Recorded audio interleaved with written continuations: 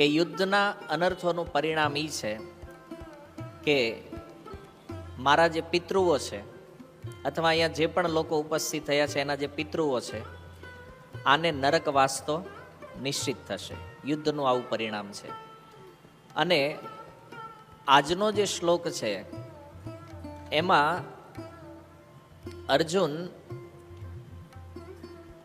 આની અસર શું થઈ છે, યુદ્ધના પરિણામની ચર્ચાને સમાપ્ત કરી અને એ જે વિચાર, જે ભાવ અર્જુનની અંદર આવ્યા, તો એની અર્જુન ઉપર શું અસર છે એની ચર્ચા આપણે આજના શ્લોકમાં કરવાની છે. સૌથી મહત્વપૂર્ણ વાત બીજી અહીંયા એ છે કે ભગવાન બિલકુલ શાંતિથી સાંભળી રહ્યા છે. અર્જુન જેટલું બોલે છે એકદમ ધ્યાનપૂર્વક ભગવાન સાંભળે છે. તો આનાથી એક વાત સિદ્ધ છે કે આ વક્તાનો ગુણ છે. કોઈ પણ વ્યક્તિ એવું વિચારે કે મારે બોલવું છે તો એની પહેલા એની અંદર સાંભળવાનો ગુણ હોવો જરૂરી છે. કે જ્યારે કોઈ વ્યક્તિની વાતને ધ્યાનપૂર્વક સાંભળે છે તો એની ઉપર વિચાર કરી શકે કે મારે આને ઉત્તર શું આપવાનો છે. તો જેનામાં સાંભળવાનું ધૈર્ય નથી, આ ક્યારેય વક્તા બની શકે નહીં. પહેલો ગુણ છે કે એક સારો શ્રોતા એ ભવિષ્યનો સારો વક્તા બને છે. કારણ એક પ્રશ્ન મનમાં થાય કે ભગવાન આ પ્રથમ અધ્યાયને એટલે કે અર્જુનની દલીલને આટલું ધ્યાનથી શા માટે સાંભળે છે? કારણ કે ભગવાનને ખબર છે કે મારે પછી આખી ગીતામાં આના ઉત્તર આપવાના છે. તો અર્જુનના પ્રશ્ન જ યદી જો ભગવાનને ખબર નહીં હોય તો એ ઉત્તર શું આપે? કોઈ વ્યક્તિએ પોતાની વાત કરી છે ને એને આપણે ધ્યાનથી સાંભળી નથી તો એનો ઉત્તર શું આપશું આપણે? આ સમસ્યા છે. એટલા માટે ભગવાન ધ્યાનથી સાંભળે છે કે મારે બહુ 18 અધ્યાય સુધી કહેવાનું છે અર્જુનને. તો ગીતા સાંભળવાનું આ એક લક્ષણ છે. બીજું કે અર્જુને જે વિચાર કર્યો યુદ્ધના પરિણામ ઉપર, એનાથી અર્જુનની અંદર જે વિષાદ પ્રગટ થયો છે, જે શોક છે, આ વિષાદ તીવ્ર થઈ રહ્યો છે ધીરે ધીરે. અને એટલો તીવ્ર છે કે અર્જુન આ શ્લોકની અંદર એ ભાવને પ્રગટ કરે છે. એનો અર્થ કે આ કોઈ સાધારણ વાર્તાલાપ નથી કે ભાઈ બે વ્યક્તિ ઊભા હતા અને ડિસ્કશન કરી રહ્યા છે. બહુ ગંભીર વિષય ઉપર ચર્ચા છે. કારણ કે આ શ્લોકની અંદર અર્જુનનો બોલવાનો ભાવ પણ બદલાઈ રહ્યો છે ધીરે ધીરે. કારણ કે શોકની તીવ્રતા વધી રહી છે. તો અહીંયા અહો શબ્દ એ અર્જુનની તીવ્રતાને વ્યક્ત કરે છે. અહોનો ભાવ આશ્ચર્યવાચક છે. અર્જુનને આશ્ચર્ય થઈ રહ્યું છે અને પછી તરત જ બત શબ્દનો પ્રયોગ કર્યો છે. એનાથી અર્જુનનું દુઃખ વ્યક્ત થઈ રહ્યું છે. અહો આશ્ચર્યવાચક છે અને બત દુઃખવાચક છે. અર્જુનને આશ્ચર્ય એટલે થાય છે કે અમારા જ સ્વજનોને મારવા માટે અમે ઊભા થઈ ગયા. જે સ્વજનો સાથે આનંદ કરવા જેવો છે એને માટે તો અમે પ્રયાસ કરીએ છીએ અને આખો સંસાર એના માટે પ્રયાસ કરે છે. પણ અહીંયા સમસ્યા શું છે? અર્જુન કહે છે જેની સાથે આનંદ ભોગ કરવાનો છે એને અત્યારે અમે શું કરીએ છીએ? મારવાની તૈયારી કરીએ છીએ. અને મારવાની પણ તૈયારી શા માટે? યદ રાજ્ય સુખ લોભેન, કે અમારી અંદર એક લોભ આવ્યો છે. શેનો લોભ છે? રાજ્ય અને રાજ્યથી પ્રાપ્ત થવા વાળા સુખનો. આ બે વસ્તુનો લોભ જે છે એના કારણે અમે અમારા સ્વજનને મારવા માટે તૈયાર થઈ ગયા. તો આ કેટલું મોટું આશ્ચર્ય છે, વિચારણીય છે. તો અહીંયા સમજવાનો ભાવ એ છે કે અર્જુન જે વિચાર કરે છે એ વિચાર એ છે કે રાજ્ય અને સુખના લોભ માટે જો કોઈને મારવાનો પ્લાનિંગ થાય, અર્થાત જેની તૈયારી અમે કરી રહ્યા છીએ, તો આ વાસ્તવમાં આશ્ચર્ય છે. એ સમયમાં તો છે જ, કારણ રાજા કુલશેખર આલવાર, જે આલવાર દ્વાદશ આલવાર જે છે એમાં એક આલવાર છે રાજા કુલશેખર આલવાર, અને એમણે એક સુંદર ગ્રંથ લખ્યો છે મુકુંદમાલા સૂત્ર. એમાં એક વાત કહે છે કે અહો આશ્ચર્યમ મનુષ્ય લોકે, આ મનુષ્ય લોકમાં એક આશ્ચર્ય છે. અને આશ્ચર્ય શું છે? વિષમ પીબંતમ, લોકો વિષ પીવે છે, સુધા પરિત્યજ્ય, સુધા કે છે અમૃતને, અને અમૃતને છોડી દે છે લોકો. આશ્ચર્ય છે કે નહીં? અચ્છા, સંસારની અંદર વિષ શું છે? વિષય ભોગ છે.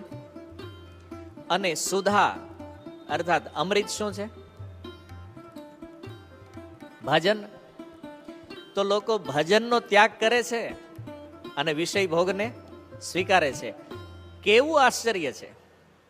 રાજા કુલશેખર આલવાર જોઈ રહ્યા કે દુનિયાની સ્થિતિ તો જુઓ, વિષયને ગ્રહણ કરે છે, મતલબ વિષ પી રહ્યા છે અને અમૃતને છોડી રહ્યા છે. તો આશ્ચર્ય છે કે નથી? ઓકે, પણ આશ્ચર્ય થાય કોને? હવે મહત્વનો પ્રશ્ન એ છે.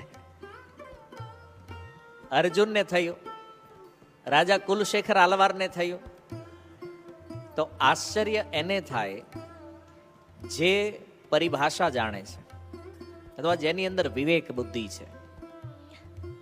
વિષ અને અમૃતની પરિભાષા જે લોકો જાણતા નથી, આને ક્યારેય આશ્ચર્ય નહીં થાય. અને એટલા માટે સંસારમાં જે મળી રહ્યું છે એમાં જે લોકો ચાલી રહ્યા છે એને કોઈ આશ્ચર્ય નથી. કેમ? કારણ કે જે છે એ બધું બરાબર છે. રાજા કુલશેખર આલવારને કેમ થયું? કારણ કે એ વિષને પણ જાણે છે અને અમૃતને પણ જાણે, બંનેની પરિભાષા જાણે છે. અને એટલા માટે લોક વ્યવહારને જોઈ અને રાજા કુલશેખર આલવારી વિચાર કરે છે કે આમાં કંઈક તો ગડબડ છે, આશ્ચર્ય થઈ રહ્યું છે એને. બીજી વાત કે આ પ્રસંગ જે છે જ્યાં અર્જુન અને દુર્યોધન સામસામે ઊભા છે, તો જો આશ્ચર્ય અહીંયા પણ બંનેને છે, અર્જુનને પણ છે અને દુર્યોધનને છે. દુર્યોધનને આશ્ચર્ય એ છે કે આ બે ઊભા ઊભા ચર્ચા શું કરે છે, લડાઈ પ્રારંભ કેમ નથી કરતા? હે ને, યુદ્ધના મેદાન ઉપર આવીને આટલું મોટું ડિસ્કશન. દુર્યોધન ઈ આશ્ચર્યમાં છે. અને અર્જુનનું આશ્ચર્ય ઈ છે કે સ્વજનોને મારવા ઈ પાપ છે. તો દુર્યોધન આ કેમ સમજતો નથી આ પાપ કરવા ઊભો થયો છે અહીંયા? અર્જુનના મનમાં આશ્ચર્ય છે. તો બે સાઈડથી આશ્ચર્યચકિત છે બંને લોકો. પણ એક વિચાર ઈ છે, સિદ્ધાંત ઈ કહે છે કે જ્ઞાન શક્તિ ઉપર કૃપા શક્તિ હંમેશા હાવી હોય છે. આનો ઉદાહરણ દામોદર લીલાની અંદર તમે જુઓ તો નારદ મુનિએ શ્રાપ આપ્યો નળકુંવર અને મણિગ્રીવને. કુબેરના જે બે પુત્રો હતા, નિર્વસ્ત્ર અવસ્થામાં મંદાકિનીની ધારામાં સ્નાન કરતા હતા. નારદ મુનિ નીકળ્યા અને નારદજીએ જોયું કે આ બે જે સ્થિતિમાં અહીંયા છે આ ભારી ભયાનક સ્થિતિ છે. તો નારદ મુનિ એને શ્રાપ આપી દીધો વૃક્ષ બનવાનો. અચ્છા, ભગવાનને જ્યારે યશોદાજીએ બંદી બનાવ્યા અને ભગવાને એ ઉખલને લઈને જ્યારે એ આંગણામાં નીકળ્યા તો ભગવાનની દ્રષ્ટિ ગઈ બે વૃક્ષો ઉપર.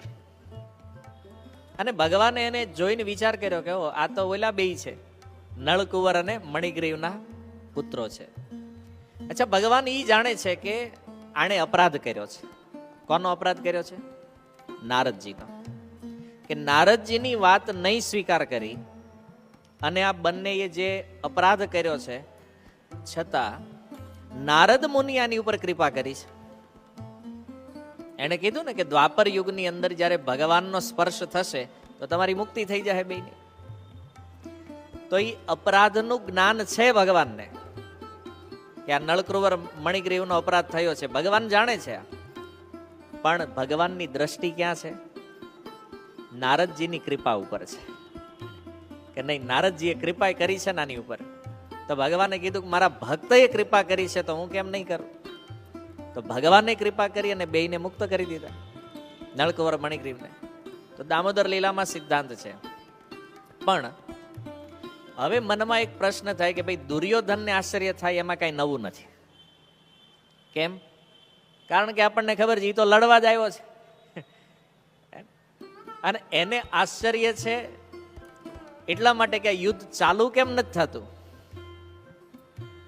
પણ એક પ્રશ્ન આપણા મનમાં એ આવે કે અર્જુન માટે આ પહેલું યુદ્ધ તો નથી, પહેલી વાર તો અર્જુન લડવા માટે આવ્યા નથી. તો આની પહેલા જે યુદ્ધ અર્જુને કર્યા એમાં અર્જુનને કેમ આશ્ચર્ય થયું નહીં ક્યારે? આજે કેમ?